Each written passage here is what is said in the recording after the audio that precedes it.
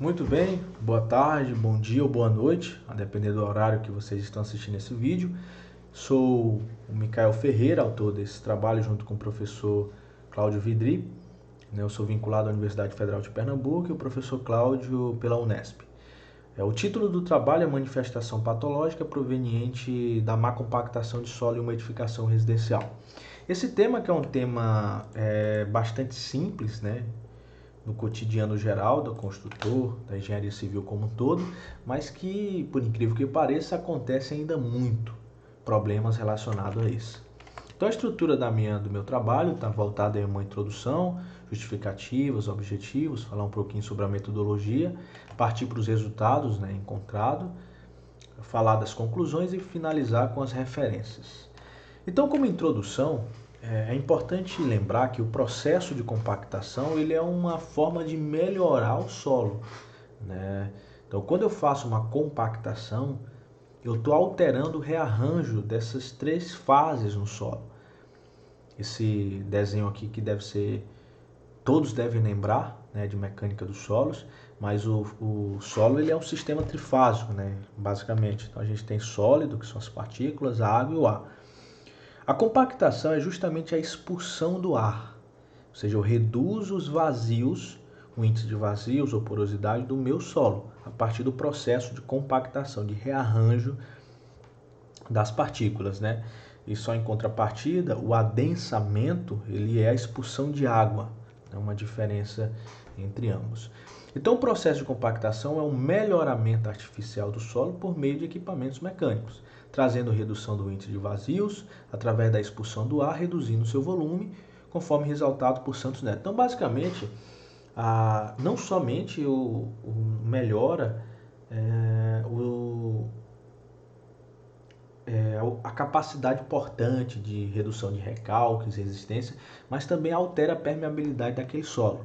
Né? Depender do grau de compactação, se eu estou na curva, né, de umedecimento ou na curva, né, pós a umidade ótima, então isso tudo vai influenciar o tipo de solo. Tem uma série de outros fatores que influenciam na compactação. Tá aqui então, basicamente a compactação é resumida por parâmetros chamado ótimos, né? A gente tem uma umidade ótima no qual provém ou promove a maior massa específica aparente seca, então esse é o estado ótimo para a gente, uma ideia aí de otimização.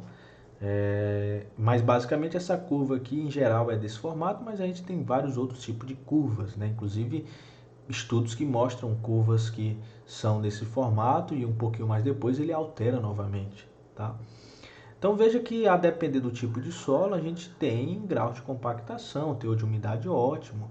Então veja que a areia, argila, né, pesada exige um teor de umidade elevado, né, para chegar ao ótimo, enquanto cascalho e areia, uma baixa quantidade aí de umidade ótima é suficiente para trazer a maior densidade, né, massa específica aí dos solos. Então, daí só alguns deles. Então, qual é a justificativa desse trabalho? Infelizmente, existe uma negligência significativa desse procedimento, por mais simples que seja, principalmente em edificações de pequeno porte. Esse panorama acarreta em diversas manifestações patológicas.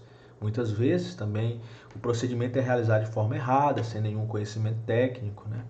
Então, o presente estudo visa analisar um caso de obra específico de uma edificação residencial situada no município de Caxias, estado do Maranhão, Brasil, que envolveu a construção sobre um aterro sem nenhum controle de compactação. Basicamente, o local de estudo ele como se fosse um loteamento, né, de médio porte, vamos dizer assim. Algumas casas, né, umas 15, 10 casas aí que foram realizadas, só que todas as casas foram construídas em cima desse aterro, inclusive alguns históricos, né, que foi obtido durante as vistorias, de que aquele aterro o pessoal jogava lixo, né, e aos poucos se compactando, então foi um solo, inclusive não somente essa casa que está sendo vistoriada, mas diversas outras casas desse mesmo condomínio está tendo problemas, tá? E basicamente a metodologia consistiu em revisão bibliográfica, né, análise dos documentos da edificação, uma inspeção predial, vistoria, diagnóstico das patologias, uma ideia de terapia e projeto de intervenção. Tá? Este último aqui, não adentrei muito nesse aspecto, tá? Eu vou focar basicamente nesses outros demais itens. Então aqui foram os resultados. Veja algumas nítidas manifestações patológicas decorrentes de problemas de aterro, né, um solo mal compactado. Então veja a flecha, né, aqui nesse solo, mostrando a subsidência aqui. Também os pisos, né, que se trincam, não são resistentes à tração, e a deformação, recalque, né, e consequentemente há esse processo de deformação. Olha só o caso mais impactante que foi no quarto, né, do filho do casal, proprietários, e veja que afundou muito, né, cerca aí de 30 centímetros, né, de fundo. Então o quarto por inteiro eles estavam com esse problema, tá? Então as vistorias aí constatou problemas gigantescos, né, relacionados à compactação.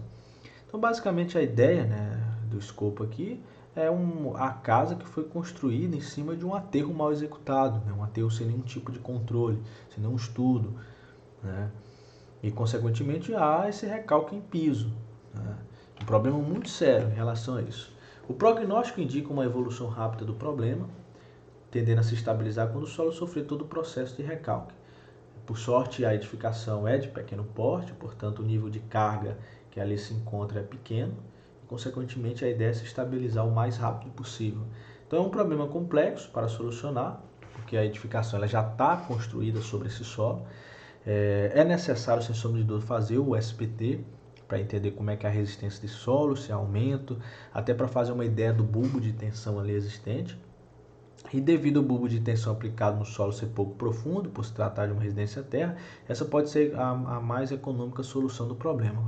Que é justamente a solução retirar totalmente o solo e preencher por um solo mais resistente. Pelo fato do bulbo de tensão ser de pequena profundidade, né, a gente está falando de uma casa térrea, onde pessoas móveis, né, estão utilizando, pode ser a solução mais viável, né?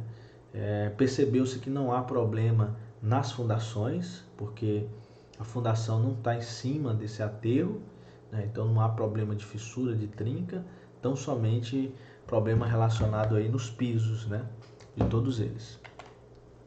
Então, em consonância com as normas técnicas e Código de Defesa do Consumidor, qualquer edificação pode obedecer aos mais diversos padrões, critérios de empreendedores, incorporadores responsáveis, proprietários, usuários.